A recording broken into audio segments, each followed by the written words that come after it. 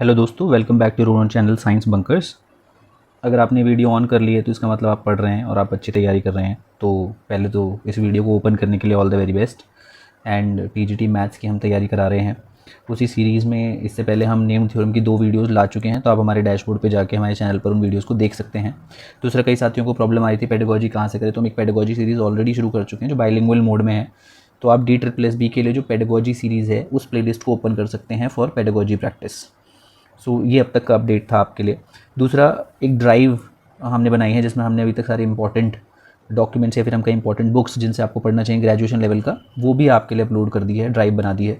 उस ड्राइव का लिंक हम हर वीडियो के सब सेक्शन में भी डाल रहे हैं, और कैसे एक्सेस करनी है अगर किसी को इशू आ रहा है तो उसको लेकर भी हमारे चैनल पर एक ऑलरेडी वीडियो अवेलेबल है दोस्तों।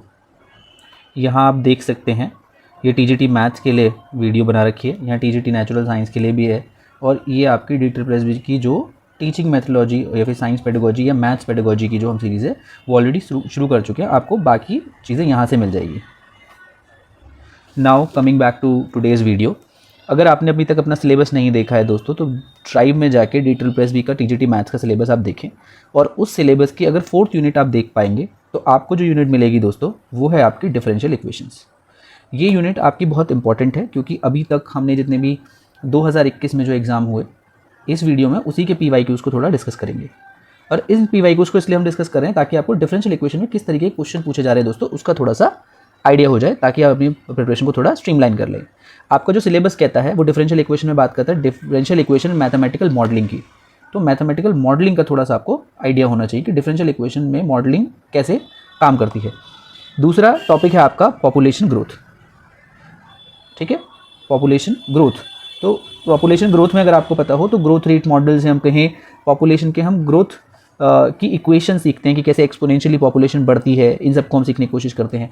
माल्थूजियन इक्वेशन भी हम सीखते हैं जो हमें बताती है कि पॉपुलेशन किस तरीके से ग्रो करती है अगर कोई भी कंस्ट्रेंट ना हो, अगर वो ये माने इनफाइनाइट और अबंडेंट रिसोर्सेज हैं, तो माल्थूजियन वे में किस तरीके से पॉपुलेशन की ग्रोथ होती है।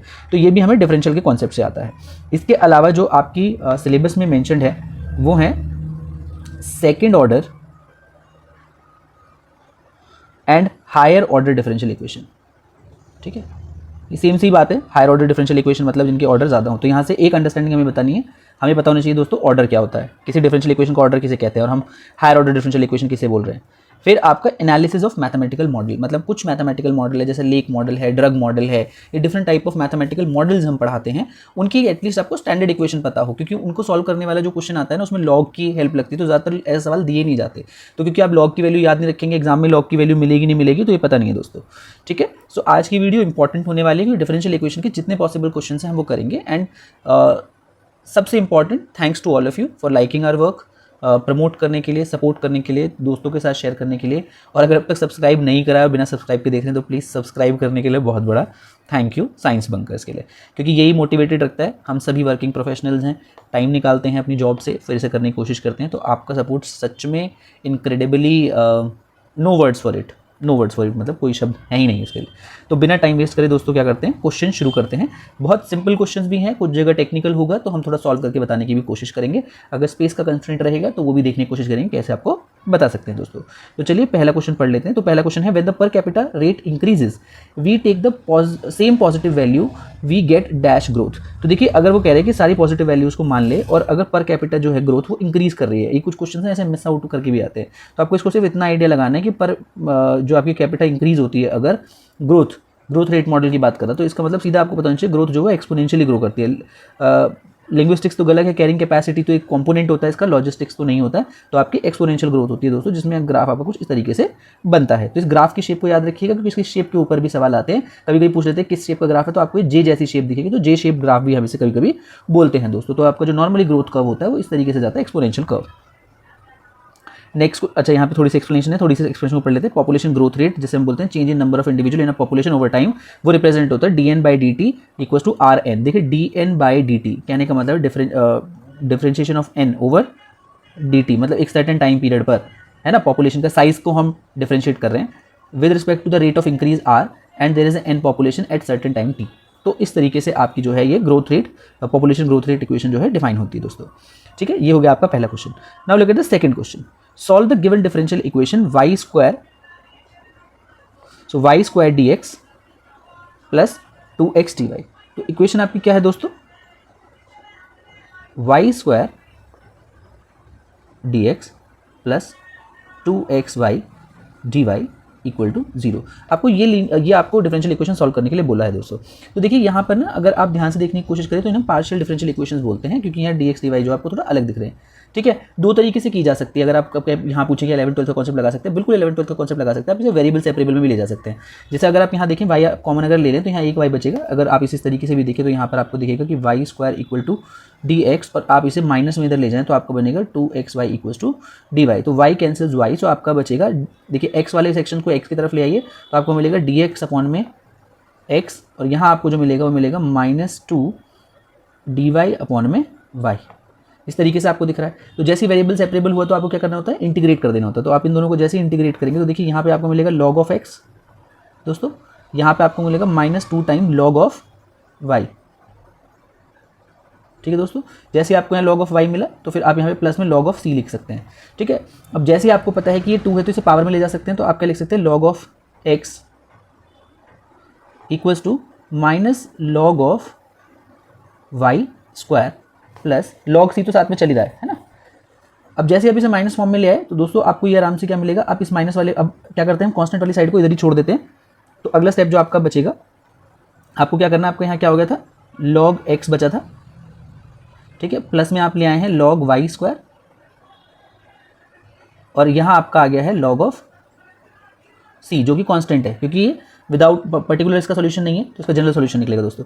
तो यहाँ पर क्या होगा, दोनों साथ में कंबाइन हो जाएंगे तो आपका क्या बन जाएगा, ये log ऑफ, हमें पता है एडिशन में क्या होते हैं, लॉग्स मल्टीप्लिकेशन में तो स्प्लिट होते हैं। तो X Y square equals to log of C, और जब आप यहाँ से सॉल्व करेंगे तो आपका आएगा X Y square equals to C. यहाँ आपको X Y square equals to C मतलब कॉन्स्टेंट, तो आपका डी ऑप्शन यहाँ पर दोस्तों इसका करेक्ट हो जाएगा। तो ये आपका इसका होगा correct answer, x Y square equals to k. इसे ना दूसरे तरीके से भी किया जा सकता है। एक ना एग्जैक्ट डिफरेंशियल इक्वेशंस होती हैं जो ना एम डी एक्स, अगर आपने पढ़ा होगा ग्रेजुएशन में, m d x plus n d y equal to 0 form की होती है दोस्तों। दोबारा लिख देते हैं एक बार आपके लिए, इसे हम m d x plus n d y equal to 0 form की होती है ना, हम एग्जैक्ट डिफरेंशियल इक्वेशन बोलते हैं। इसे हम एग्जैक्ट तब बोलते हैं जब देखिए ये डेरिवेटिव विद एक्स है ना एम का, तो आप del m upon del y निकालिए, और इस वाले फंक्शन का आप डेल एन अपॉन में डेल एक्स निकालिए, क्योंकि वाई के साथ है वो वाला। तो ये पार्शियल डेरिवेटिव ऑफ एन है, यहाँ पार्शियल डेरिवेटिव ऑफ एम है विद रिस्पेक्ट टू एक्स है, विद रिस्पेक्ट टू, यहाँ पर विद रिस्पेक्ट टू वाई और यहाँ विद रिस्पेक्ट टू एक्स। अगर ये वैल्यू बराबर आ जाती है तो इसका मतलब हम इस इक्वेशन को एग्जैक्ट इक्वेशन बोलते हैं। तो इसमें क्या करना होता है, फिर आपको कुछ नहीं करना होता, सीधा इनका इंटीग्रल निकाल देते हैं आप। ये भी एक तरीका है ऐसे करने का। तो आप अगर यहाँ देखें तो ये एग्जैक्ट इक्वेशन, देखिए ये एक्स वाला है तो इसका आपको derivative with respect to y करना है, ये वाई वाले के साथ है तो इसका derivative with respect to x करना है। तो आपको देखो क्या मिलेगा, यहाँ से इसका डेरिवेटिव करेंगे तो भी 2y आएगा, और इसका दोस्तों इसका भी कितना आएगा, 2y इसका आंसर आएगा। तो देखिए एग्जैक्ट इक्वेशन मतलब एक एग्जैक्ट इक्वेशन, तो इसका आप डायरेक्ट इंटीग्रल भी कर सकते हैं दोस्तों। तो ये जब इक्वेशन 0 फॉर्म की हो, एम डी एक्स और एन डी वाई, तभी ये वाला रूल लागू होता है एग्जैक्ट इक्वेशन वाला। तो इसको ध्यान में रखिए, वेरिएबल सेपरेबल से भी आप कर सकते हैं, दूसरा एग्जैक्ट वाले फॉर्म से भी कर सकते हैं दोस्तों। थोड़ा जल्दी जल्दी करने की कोशिश करेंगे वरना वीडियो बहुत लंबा हो जाएगा। Now next question is the engineer problems, there are some statement in which we have to use mathematical expression in terms of variable, function and equation. Such expression are termed as, इन्हें हम mathematical model कहते हैं दोस्तों। इसीलिए मैंने कहा था ना मॉडलिंग आपकी one of the units है और उस पर सवाल आते हैं। अगला है विच of the following is not a type of mathematical model. तो यहाँ पर ये थोड़े फैक्चुअल क्वेश्चन है, तो इसका आंसर होगा प्रिजम्पशन मॉडल कुछ नहीं होता, ह्यूरिस्टिक, एब्स्ट्रैक्ट और इंसिलेटर्स मॉडल्स होते हैं। इंसिलिकेटर्स type of mathematical model available होते हैं दोस्तों।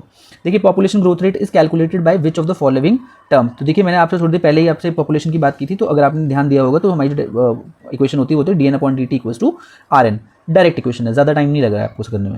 What kind of information is given to us in mathematical model. देखिए मैथमेटिकल मॉडल में किस तरीके की जो है इन्फॉर्मेशन दी होती है। एक्चुअल में एस्टिमेटेड रिजल्ट हमें ऑलरेडी दिए होते हैं, एक अंदाजतन आइडिया दिया होता है, रॉन्ग रिजल्ट नहीं दिए होते, एक्यूरेट रिजल्ट कभी नहीं आता, और अप्रॉक्सीमेट रॉन्ग रिजल्ट। ठीक है, अप्रॉक्सीमेट रिजल्ट तो आते हैं पर रॉन्ग नहीं आते हैं। अगला है which growth curve indicate that the living organism is growing in a natural environment. ठीक है ना, ये बहुत इंपॉर्टेंट है। देखिए ग्रोथ कर्व कैसा, वो वाला बताना है जिसमें living organism is growing in a natural environment की अगर बात हो रही है, तो इसे हम बोलते हैं sigmoid growth curve. Sigmoid growth curve बहुत इंपॉर्टेंट है, बायोलॉजी में पढ़ाया जाता है, मैथ्स में तो इसकी एप्लीकेशन एस्पेक्ट की बात करते हैं। इंटरेस्टिंग फैक्ट जान लेते हैं सिग्मॉइड ग्रोथ कर्व के बारे में। देखिए ये लॉजिस्टिक कर्व्स, ये तीनों अलग हैं, इनका आप कमेंट सेक्शन में मुझे बताइएगा कहाँ यूज होते हैं, तो इससे आपको थोड़ा और आइडिया हो जाएगा बाकी ऑप्शन को एलिमिनेट करने का। सिग्मॉइड ग्रोथ कर्व की खास बात है इसके लिए 3 फेज होते हैं। पहला होता है एक्सपोनेंशियल ग्रोथ फेज, तीसरा होता है फिर ट्रांजिशन फेज जिसमें पॉपुलेशन ट्रांजिशन करती है, फिर आता है प्लेट्यू फेज जहाँ पे जाके ना एक कैरिंग कैपेसिटी के तक स्टेगनेंट हो जाती है पॉपुलेशन। तो पहले एक्सपोनेंशियली ग्रो करेगी और फिर उसमें ट्रांजिशन आएगा और फिर वो स्टेगनेंट हो जाएगी। इसे बोलते हैं सिग्मोइड ग्रोथ कर्व, ठीक है। नेचुरल सेटिंग्स में जो ग्रोथ होती है उसकी बात यहाँ पे होती है। अगला क्वेश्चन देख लेते हैं दोस्तों, वैसे नंबरिंग गलत है तो 7वां 8वां होना चाहिए। विच of the following is not a component of mathematical model. Mathematical model का देखिए पैरामीटर्स तो होते ही हैं, उसमें वेरिएबल्स भी होते हैं, कांस्टेंट भी होते हैं, फैक्टर्स जैसा कुछ नहीं होता है दोस्तों। अगला क्वेश्चन देख लेते हैं, what is the order of differential equation this. देखिए मैंने आपको पहले बताया था ऑर्डर बहुत इंपॉर्टेंट होता है इक्वेशन का। ऑर्डर के साथ साथ आपको जो दूसरा आइडिया पता होना चाहिए वो आपको डिग्री पता होनी चाहिए किसी डिफरेंशियल इक्वेशन की, डिग्री और ऑर्डर कैसे देखते हैं। तो ऑर्डर क्या होता है, किसी डिफरेंशियल इक्वेशन का जो ऑर्डर होता है वो उसका हाईएस्ट डेरिवेटिव होता है, कि मतलब उस डिफरेंशियल इक्वेशन में हाईएस्ट डेरिवेटिव कितनी पावर का है, मतलब हाईएस्ट डेरिवेटिव क्या है, मतलब सिंगल डेरिवेटिव है, डबल डेरिवेटिव, ट्रिपल डेरिवेटिव है। तो ऑर्डर से हमें नंबर ऑफ डेरिवेशन, हमें डिफरेंशिएशन कितनी बार हुआ वो देखना है, ठीक है। पर डिग्री में क्या करते हैं हम, ये देखते हैं जो हाईएस्ट वाला जो है ना उसकी पावर कितनी है वो देखना होता है। जैसे यहाँ देखिए सिंगल डेरिवेटिव दिख रहा है सिर्फ मुझे, है ना, तो सिंगल डेरिवेटिव दिख रहा है तो दोस्तों इसका मतलब इसकी जो ऑर्डर होगा वो क्या है, ये फर्स्ट ऑर्डर की डिफरेंशियल इक्वेशन है। अगर इसमें मुझे डबल डेरिवेटिव दिख रहा होता y dash plus y dash और मतलब एक्स वाई मान लो इक्वल टू 0, ये डिफरेंशियल इक्वेशन मेरी होती, तो मुझे यहाँ डबल डेरिवेटिव दिख रहा है तो मुझे, मैं बोलता है इसे ऑर्डर 2 की ये डिफरेंशियल इक्वेशन है। कितने ऑर्डर की है, सेकंड ऑर्डर की होती है, इसे हम सेकंड ऑर्डर कहते हैं। वहीं पर अगर इसकी पावर, मतलब सपोज इट कि यहाँ जो है इसकी पावर मान लो 3 होती तो इसकी डिग्री कितनी हो जाती दोस्तों, 3 हो जाती। तो मतलब हाईएस्ट वाला जो है, हाईएस्ट डिफरेंशिएशन जो हुई है ना, हाईएस्ट डेरिवेटिव जो है उसकी जो पावर होती है वही इक्वेशन की डिग्री कहलाती है दोस्तों। तो ये रिजल्ट थोड़ा याद रखिएगा। The particular solution to the differential equation y dash equals to 2x passing through 2,7 is. देखिए इसके लिए ना आपको डिफरेंशियल इक्वेशन सॉल्व करनी आनी चाहिए और एक चीज पता होनी चाहिए कि पर्टिकुलर सॉल्यूशन होते हैं और जनरल सॉल्यूशन होते हैं। पर्टिकुलर सॉल्यूशन उस केस में होते हैं जब आपको इनिशियल वैल्यू दी होती है, कहने का मतलब है एक्स वाई की वैल्यू आपको दी हुई है, पुट करिए, वैल्यू निकालिए और पुट इन कर दीजिए तो आपको एक्जैक्ट सॉल्यूशन उसका मिल जाता है, उन्हें हम पर्टिकुलर सॉल्यूशन कहते हैं। पर्टिकुलर इसलिए कह रहे हैं क्योंकि जो पार्शियल डिफरेंशियल इक्वेशन हम सॉल्व करते हैं डिफरेंशियल इक्वेशन, तो एक्चुअल में हमें एक फैमिली ऑफ कर्व देती है कि मतलब इस तरीके का ग्राफ बनेगा, उसके ऊपर अवेलेबल सॉल्यूशंस की बात करती है।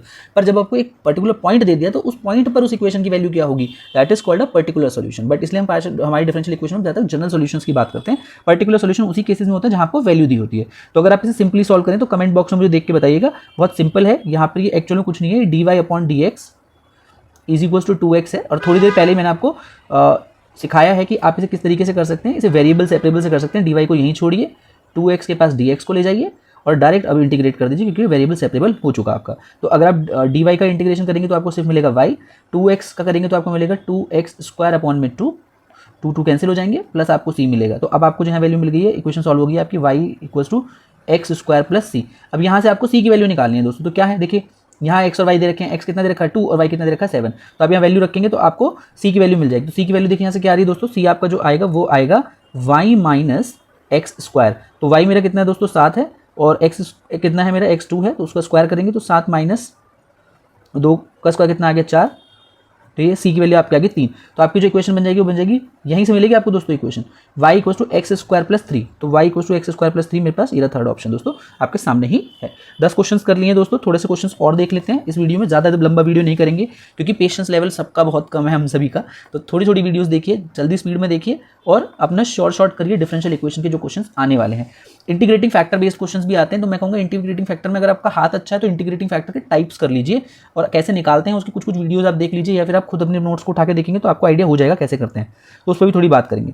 देखिए differential equation describing exponential growth is, देखिए ग्रोथ मॉडल के बारे में 10th क्वेश्चन का आंसर आप मुझे कमेंट सेक्शन में लिख के बताइए A B C D में से क्या होगा, अभी थोड़ी देर पहले हमने डिस्कस किया है दोस्तों। 11th क्वेश्चन देख लेते हैं, a partial differential equation that incorporate both the threshold population T and carrying capacity. देखिए हर पॉपुलेशन का एक थ्रेशोल्ड होता है जिसको रीच करती है और उसकी कैरिंग कैपेसिटी होती है जिस वैल्यू तक जाती है। यहाँ कैरिंग कैपेसिटी लिखा नहीं है, यहाँ पे कैरिंग कैपेसिटी जो K से डिनोट हो रही है, ठीक है। तो थ्रेशोल्ड और कैरिंग कैपेसिटी अगर आपको दी हुई है तो डिफरेंशियल इक्वेशन क्या होगी, ये डिफरेंशियल इक्वेशन होगी उसकी ये वाली, जहाँ पर आपको क्या होगा कि population P over time T कैसे डिसाइड हो रही है, रेट तो है ही, P यहाँ पे इनिशियल पॉपुलेशन है और फिर वो कह रहे हैं 1 माइनस P अपॉन K, मतलब कैरिंग कैपेसिटी से पॉपुलेशन को डिवाइड कर रहे हैं। फिर अगला है 1 माइनस P बाय T, मतलब थ्रेशोल्ड वाली से भी से डिवाइड करेंगे। तो this is called your threshold population. तो थ्रेशोल्ड पॉपुलेशन कैसे बोलते हैं, defined as to the minimum population that is necessary for the species to survive, इतने पे ही स्पीशीज सर्वाइव करती है। We use the variable T to represent threshold population, a differential equation that incorporate both threshold and carrying capacity, where R जिसको हम कहते हैं वो क्या है, ग्रोथ रेट, जो मैंने आपको बताया है, as before which is known as the threshold population differential equation दोस्तों। अगला क्वेश्चन देख लेते हैं। 15 ही क्वेश्चन कर पाएंगे दोस्तों, बाकी 15 क्वेश्चन जो है हम अगली वीडियो में करने की कोशिश करेंगे। लगभग 33 क्वेश्चन पिछली बार आए हैं। तो यहाँ जो है डायरेक्ट देखिए, यहाँ पे बोला एक्सपोनेंशियल ग्रोथ फंक्शन है। एक्सपोनेंशियल ग्रोथ फंक्शन को लॉजिस्टिक फॉर्म में भी हम करते हैं, इंटीग्रल फॉर्म में अगर कर देंगे तो आपका ये इनवर्स ऑफ लॉग आ जाता है, इसलिए एक्सपोनेंशियल फॉर्म में लेते हैं। आर जो है वो आपका रेट ऑफ ग्रोथ को दिखाता है, तो आपसे वही पूछ रहा है कॉन्स्टेंट रेट क्या है, यहाँ पर आपका ग्रोथ रेट है, ठीक है ना। आर की वैल्यू आपसे पूछ रहा है दोस्तों।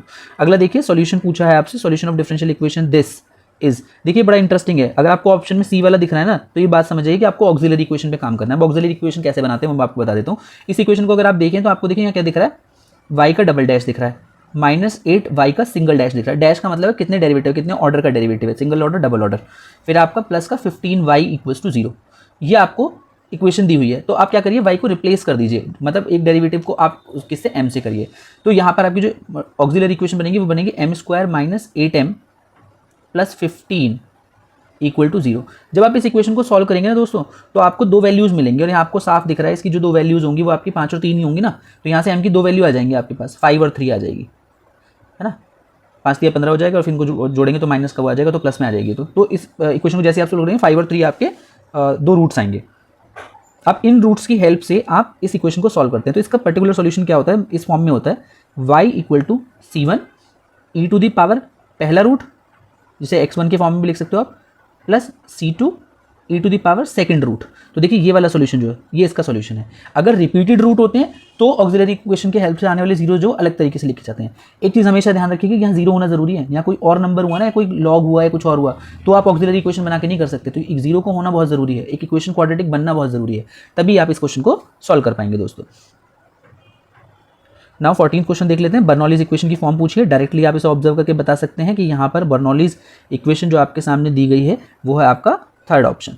बर्नौलीज इक्वेशन में डिपेंडेंट वेरिएबल क्या होते हैं, इंडिपेंडेंट क्या होते हैं दोस्तों, आप ही पढ़ सकते हैं। आज का लास्ट 15 क्वेश्चन कर लेते हैं, फिर सेकंड वीडियो देखेंगे।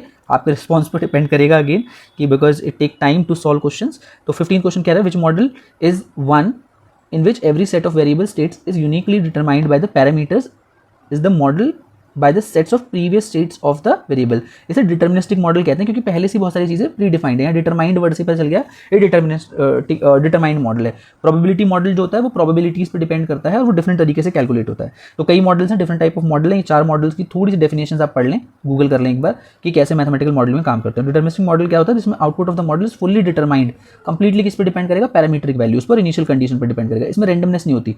प्रोबेबिलिटी वाले में रैंडमनेस होती है दोस्तों, आउटपुट में कोई रैंडमनेस नहीं होगी। और deterministic model always produce the same state of system if starting condition and initial state of the system is same। Her bar same result देगा अगर इनिशियल कंडीशन वगैरह सब सेम है दोस्तों, ठीक है।